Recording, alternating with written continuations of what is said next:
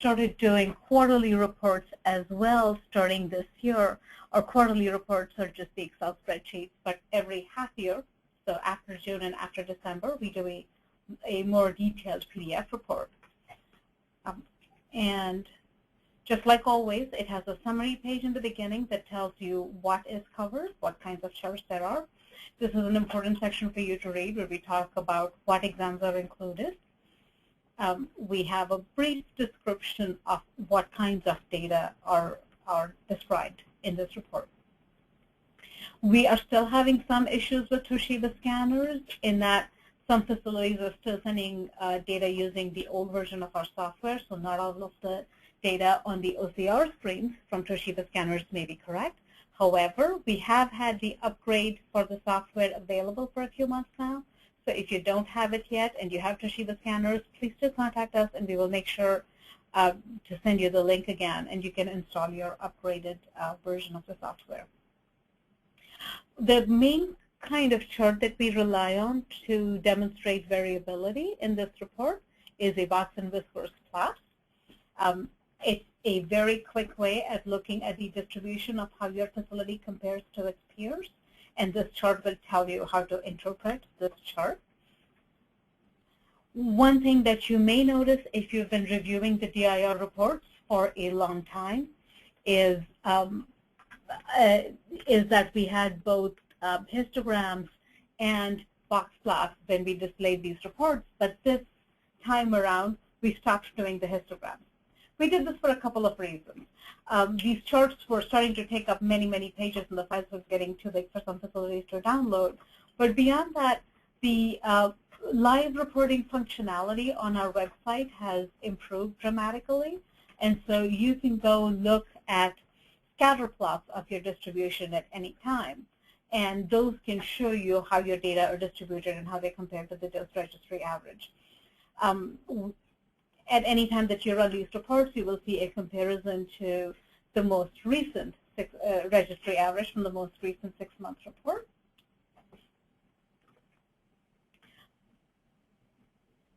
The next page is a map of all the facilities, so you know who you're being compared to.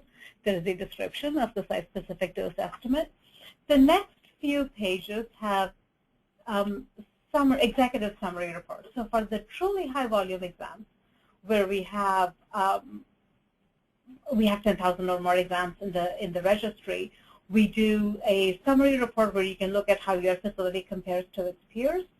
Not all of the facilities provide us with localizer images for all of their exams. So you may have 10,000, we may have 10,000 records for an exam, but not all of those exams have localizers, so the SSTE charts tend to be slightly, show slightly smaller numbers than the CTDR and DLP. But if you look at the CTDR page, you will see that all of the exams have at least 10,000 observations. These are the truly high volume exams, and you can compare how your site does relative to its peers. So everybody in the registry, facilities in similar locations, in similar geographic areas, and type. The way to interpret this page is you pick any exams that you're interested in, and if you look across, the first number tells you how many exams came from your facility. That range within the parens provide the 25th percentile, median, and 75th percentile. So what that number means is that a quarter of your facility's exams had a CTDI per scan of 11 milligray or less. Half of your exams were at 17 or below, and the other half were at some value greater than 17. 3/4 of your exams had a CTDI that was 24 or lower. So this essentially captures the middle half of the distribution of exams with that distribution, CT abdomen pelvis at your facility. And then you can look at how this compares to the registry as a whole. The data are fairly robust because we have about 19,000 exams. And the 11, 17, 24 compares fairly similarly to the 9, 13, 20. It's a tad high, but not all that much. But if you were to focus on a particular exam to look at your protocols and see something that you want to do, this might be something you start with because it's a little bit higher than on DIR sites. And you can also compare and see if your values are comparable for suburban locations or for your region and for your type of hospital. And it looks like the values are really quite comparable for the same type of hospital. And you could look at the CTDI wall or the DLP, whichever it is that you're comfortable with, or you can look at them all. One of the problems that many facilities may have when you look at this much data is not knowing where to start. So we suggest that you make use of these lists in the margins.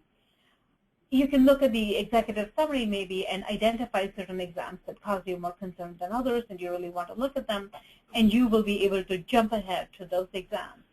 In this report, unlike the previous ones, we've put all the measures right next to each other.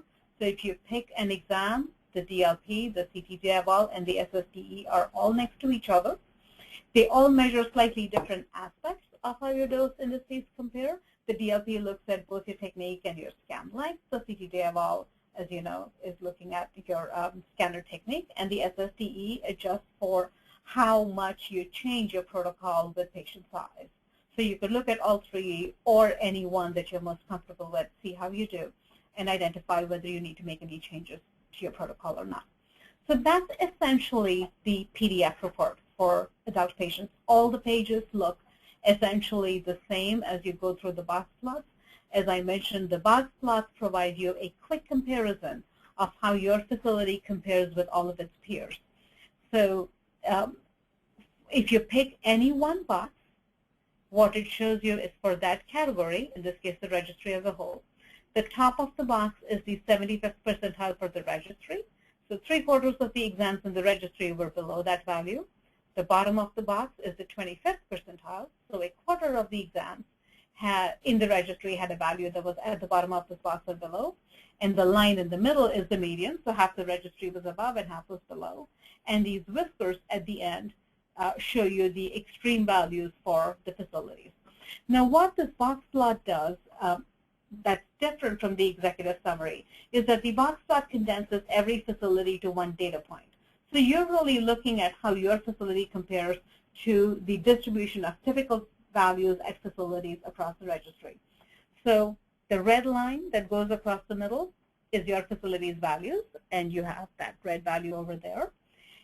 It's definitely way below the highest that anybody is doing, and it's within the box for the registry, but a little bit above the median. So it might be something that you want to explore. And again, just like we did in the executive summary, you can look at it for similar facilities. And it looks like across the board, this value is a little bit higher than median. So it might be something that you want to examine further. Now, in addition to these PDF reports, we also provide Excel spreadsheet reports, which are more detailed. They have more data. They allow you to filter and sort and arrive at comparisons more quickly. We've added a few things to this report as well. We've color-coded some of these tabs so you can find them more easily. But more importantly, we added summaries by body part.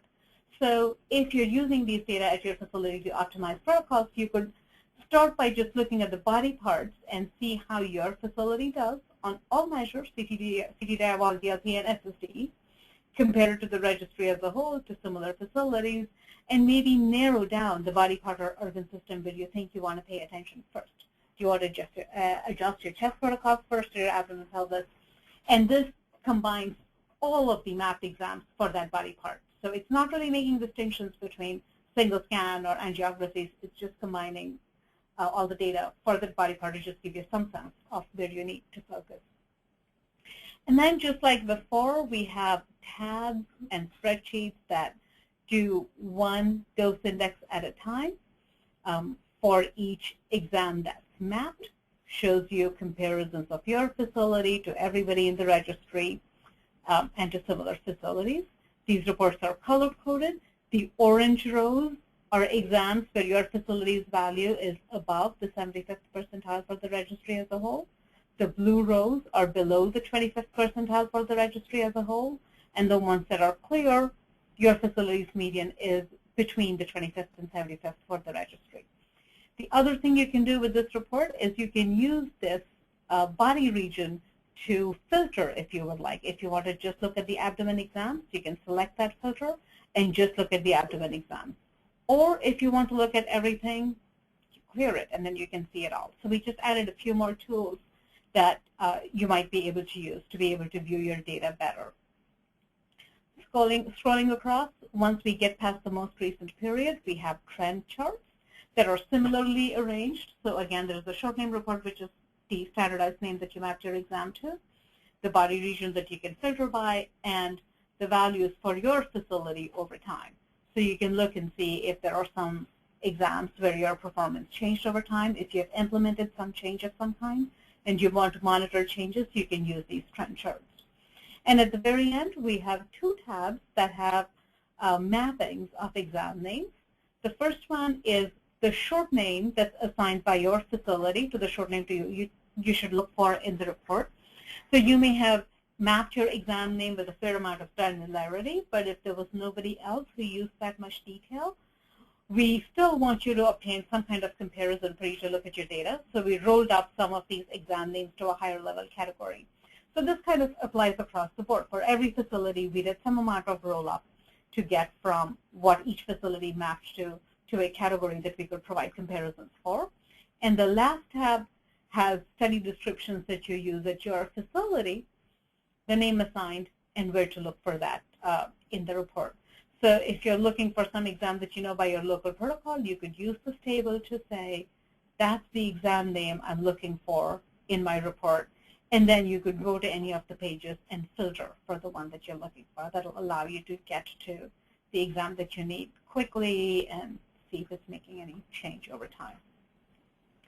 So that's the adult report.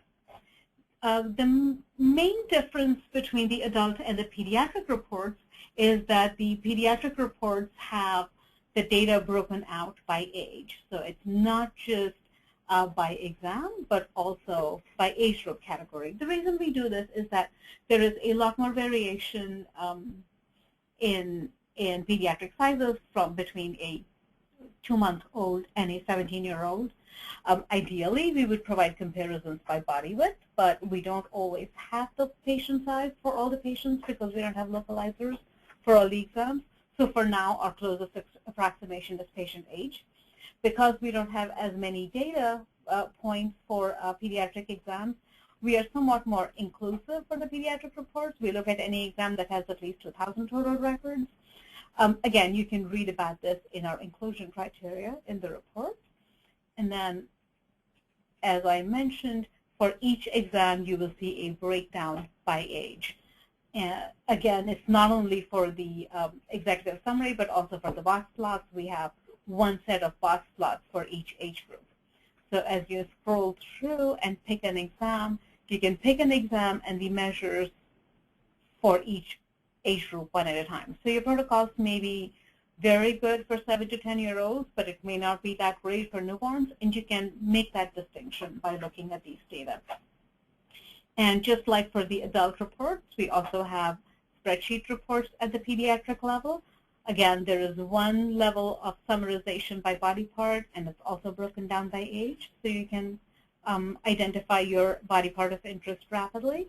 And then there are SSDE tables and CTDR tables, just like before. The color coding is exactly the same as it is in the adult report. If you are a master facility with many related facilities, then in addition to these reports, you would have also received a master facility report which compares all of your individual locations to each other. The other thing that we do is that we upload the PDF for each of your related facilities to your master facility. So you could just go log in once to your master facility and download all your reports of interest. Again, you will get these for the adult data and the pediatric data. One piece that you may or may not have noticed is the measures that we report on now also include a set of measures on the QCDR measures, the Qualified Clinical Data Registry measures. It's page 16 on your adult reports. What this refers to is starting this year, CMS will let you use data from your clinical data registry, like ours, like NRDR, to meet your PQRS participation requirements. There is more information about that on our website. So if you go to our NRDR webpage, the National Radiology Data Registry, which is probably familiar to most of you, you can click on this qualified Clinical Data Registry link and learn much more about it. We also have a webinar that's recorded over there that you can follow to learn more. But this is a wonderful opportunity for the facilities that are in the DIR to be able to use your DIR data to meet additional reporting requirements. Now, you do need to provide us data for at least half of the exams that you did during the year for all of your patients for the measures that we've selected. So it's not just based on Medicare patients, it's based on all of your patients. And that's why we try to report for you how many exams we have and how complete your data are. And we also provide some summary values for some specific exams that were selected for the QCDR. These are not new values. They essentially are the same values that are replicated in other parts of the report that you know well. The reason we pull it out here is so that you can monitor them, so that you know that at the end of the year, if you choose to have your data reported to CMS, you'll be able to see what values those will be. The quarterly reports that you receive will also contain an update of this, so you'll be able to monitor these data every 3 months along with your spreadsheet reports. And we do encourage you to take a look at the QCDR requirements and see if this is something that you might be interested in. The last thing that I would like to point out to you is that all DIR participants have access to a marketing toolkit. You can go to this website, the URL for which is just acr.org/DIR toolkit, and you will also find this URL on the very last page of your PDF report. So if you go all the way to the last page, there it is. That's the link. And essentially what the toolkit gives you is customizable ads.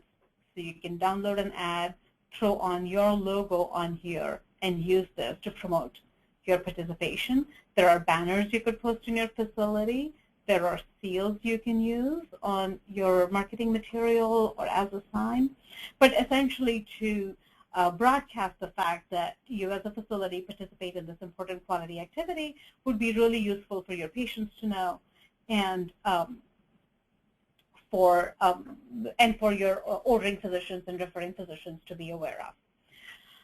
Please make use of all of these resources, and if you have any questions, please feel free to reach out to us. So that's all I have to say at this point. So I'm going to go ahead and unmute everybody. So if you have any questions, this would be your opportunity. And we have with us Dr. Kalpana Kanal, who is the chair of the Dose Index Registry Committee. She's a medical physicist at the University of Washington. She's she's a scholar who does a lot of research in this area, so she's published a lot of this topic, and has been very active in the Dose Index Registry since its inception. So she might have some valuable feedback, so please feel free to ask your questions. Fortunately, I have to unmute you one at a time, so I'm working my way through the list. If I fail to unmute you, please raise your hand, and I will spot it, and at any time, you can type in your questions or comments in the chat box or questions box. Dr. Kanal, is there anything that you wanted to add at this point? No, I think Maitri covered it pretty well, but I'm happy to participate if anyone has